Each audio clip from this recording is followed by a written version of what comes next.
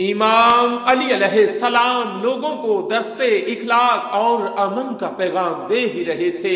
इतने में एक शख्स आके कहने लगा, या अली, एक छोटा सा सवाल मेरे जहन में है। इमाम अली अलैहिस्सलाम फरमाने लगे, ऐ बंदाए खुदा, अल्लाह ने इस अली के दामन में हर सवाल का हल रखा है।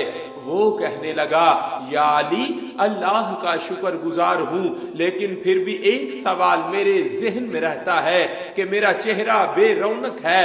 मैं चाहता हूं मेरा चेहरा नूरानी हो जाए। बस ये कहना था। तो इमाम अली अलैहिस्सलाम ने फरमाया, ऐ बंदाए खुदा, अगर तुम अपने चेहरों को भी नूरानी और पुररौनक बनाना चाहते हो तो रात को सोते वक्त हर उस इंसान को माफ करके सोया करो जिसने जिंदगी में तुम्हें तकलीफ दी है।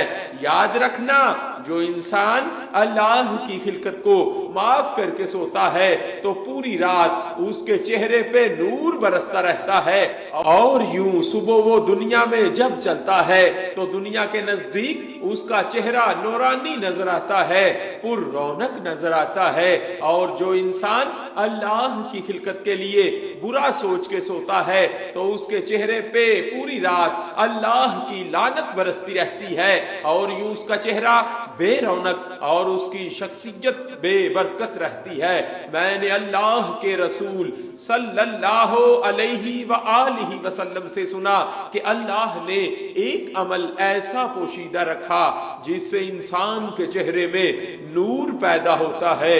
वो अमल माफ करना है, अच्छा सोचना है। ऐ शख्स, इन दो आदतों को अपने औसाफ में संभालो, अल्लाह तुम्हारे चेहरे से नूर को जाहिर कर देगा।